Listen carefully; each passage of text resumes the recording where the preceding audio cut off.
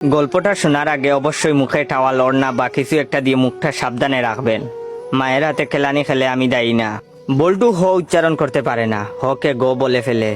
ক্লাসে নতুন ম্যাডাম এসেছে, এবার পরিচয় পর্ব শুরু হলো। ম্যাডাম বলল, হাই ছাত্রছাত্রীরা, আমি পাখি, এবার তোমাদের পরিচয় দাও দেখি।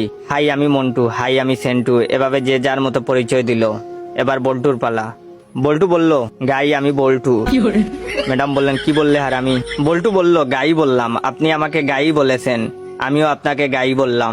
ম্যাডাম বললেন, কি তোর সাহস কি করে হলো আমাকে গাই বলতে? কে তোকে এসব বলতে বলেছে, বল আমাকে।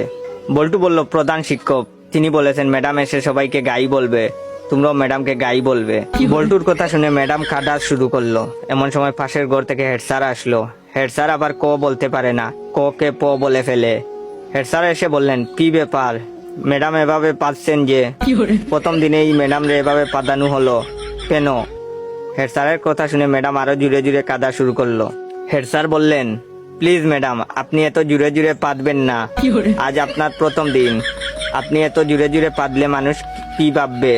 প্লিজ আস্তে আস্তে পাদুন, তাহলে আমরা ছাড়া আপনার পাদার শব্দ অন্যরা শুনতে পাবে না। হেড স্যারের কথা শুনে ম্যাডাম তো কাঁদতে কাঁদতে বেঞ্চের উপর শুয়ে পড়লো। এমন সময় টিওনো হাজির। টিওনো আবার শ বলতে পারে না, শকে ম বলে ফেলে। টিওনো, কি ব্যাপার ম্যাডাম, আপনি এখানে মুতলেন কেন? বেঞ্চের উপর মুতলে কি ভালো লাগবে? আপনার মুতার দরকার হলে আমাদের বলতে পারতেন, আমরা আপনাকে বিছানা তৈরি করে দিতাম, বিছানায় আপনি আরামে মুততে পারতেন। এমন সময় শিক্ষামন্ত্রী হাজির। শিক্ষামন্ত্রী আবার উপরের সবগুলো সমস্যা বিদ্যমান। শিক্ষামন্ত্রীকে যে যার মতো ঘটনা খুলে বলল।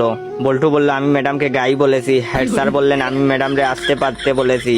টিওনো বলল, ওদের কথার জন্য ম্যাডাম বেঞ্চের উপরে মুততেছিল, তাই আমি ম্যাডামকে বিছানায় মুততে বলেছি। তখন শিক্ষামন্ত্রী বললেন, ও বুঝেছি, গাইটা পাততে পাততে বেঞ্চের উপরে মুতেছে। এটা শোনার পর ম্যাডাম তো বেহুশ।